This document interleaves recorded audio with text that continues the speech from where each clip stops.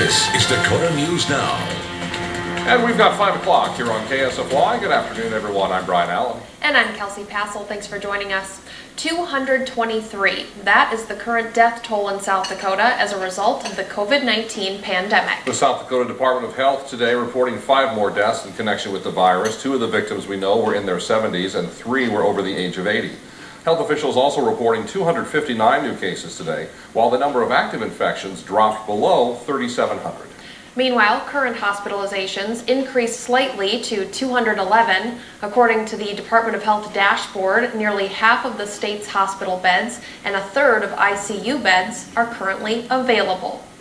Now, the number of hospitalizations continues to be the key metric, according to local government and health officials.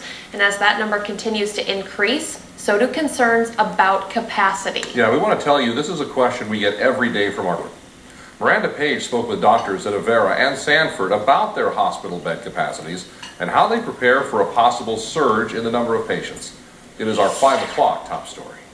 Over the past several weeks, Sanford and Avera have seen an increased need for care. However, doctors say not all of that is due to COVID-19. They believe some of it is because of delayed care. During this pandemic, some people have been too nervous to go to the doctor. 6 months ago, we would see somebody show up at the first signs of any chest pain.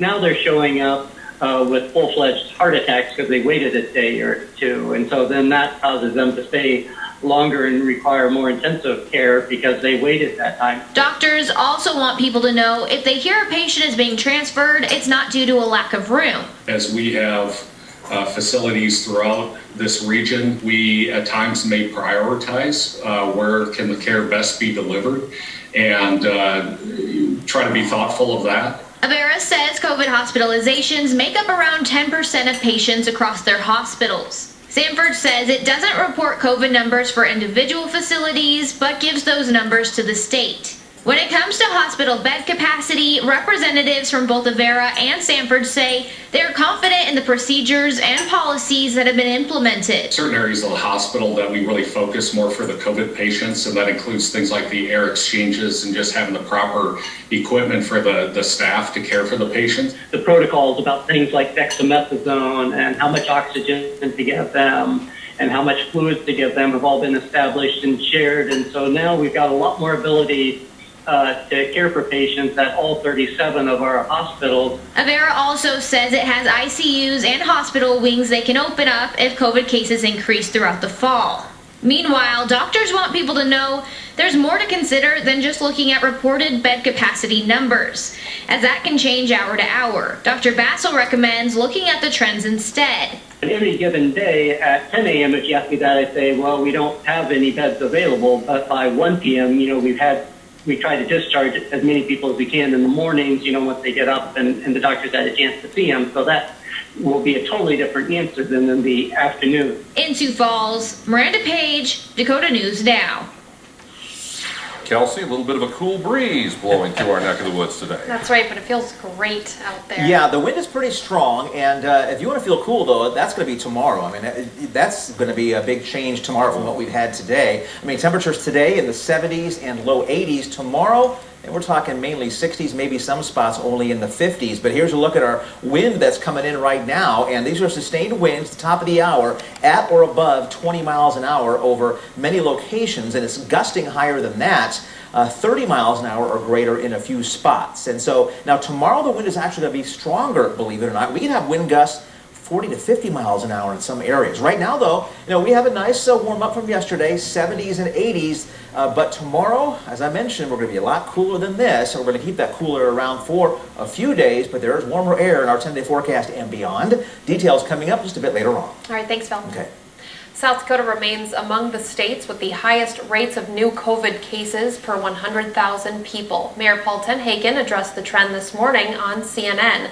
The mayor attributed the surge to a light touch approach from government regulation when it comes to mandates, and instead relying on residents to do the right thing in order to protect their personal freedoms. I can see and appreciate that approach. It's certainly made the phone ring in South Dakota for businesses and residents that are interested in coming to a state that is allowing people those personal freedoms. So we're balancing this economy, public health thing with, with surgical precision. It's very hard. but I continue to appreciate the approach the governor has taken. Tenhaken says South Dakota is not hiding from the fact that cases are surging, but said healthcare systems in the state continue to say they're confident with being able to handle hospitalizations. Around the region at this 5 o'clock hour, the Minnesota Vikings have suspended in-person activities after several players and staff on the Tennessee Titans tested positive for COVID-19. The teams played each other this past Sunday in Minneapolis. So far, the Vikings have not received any COVID-positive test results. At this time, the NFL plans on allowing both teams to play their games this coming weekend. We are just hours away from the first presidential debate tonight in Cleveland. The president's taxes following a bombshell investigation by the New York Times likely to play a big role this evening. Alex Perchet in Cleveland with continuing coverage. Ahead of the first presidential debate, the Biden campaign is already hinting at its strategy, releasing the former Vice President and Senator Kamala Harris's 2019 tax returns, drawing an even sharper contrast with President Trump's personal finances, as detailed in a stunning New York Times investigation. The Times reporting, not independently confirmed by ABC News, depicts the president struggling with tens of millions of dollars in debt, racking up huge losses from investments like his golf courses and his hotels. Those losses and questionable deductions allegedly leveraged during tax season, the president reportedly paying just $750 in federal income taxes in 2016 and 2017. The Times also reporting his hit show, The Apprentice, helped keep the president afloat, earning him $197 million over the course of 16 years, and hundreds of millions more from endorsement deals he received because of success from the show. President Trump now claiming he was entitled to depreciation and tax credits, and saying this about the report. It's fake news. It's totally fake news. Made up, fake. Tonight's 90-minute debate will also feature questions about the economy, COVID-19, race, and the Supreme Court, with the president's nominee, Amy Coney Barrett, meeting with Senate Republicans on Capitol Hill today. Biden is prepared for the debate to get personal. He's going to want to get in the mosh pit. I'm going to talk about why I want to be president of the United States. But there's also the question of how much this debate will sway voters. According to one election expert, at least 1.1 million ballots have already been cast in the 2020 election. We'll get a glimpse in the coming days if either candidate sees a bump after tonight, but the latest ABC News Washington Post poll shows that Joe Biden maintains a 10-point edge nationally, both among registered and likely voters. Alex Perchet, ABC News, Cleveland. And a reminder, ABC's coverage of the first presidential debate begins tonight at 7 o'clock with a special edition of 2020. You can see it right here on KSFY. The former home of a national retailer is finding new life. The Sioux Falls Business Report is coming up next. Hi, Phil. A warm, windy day today. It's going to be a windy, cooler day tomorrow. And that cooler air is going to stick around for a few days. Details coming up around 5:17. Mr. Schreck, thank you. The 33rd annual Dakota News Now Coats for All drive is going on right now. You can drop off new or gently used winter gear at Billion Automotive dealerships in Sioux Falls, Del Rapids, and Worthing. Shipley's will clean all those items, then the Salvation Army will hand it all out for free. Donations are being accepted through October 23rd. And we'll be right back. Dakota News Now. My family and I have had the pleasure to work with and be positively impacted by the professional and quality work of the NTech team.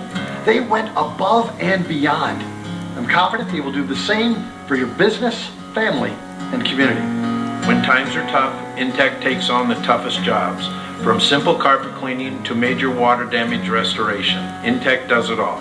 We were there for Mike's family and we'll be there for you. And you'll be glad you did. Your pharmacist knows more than counting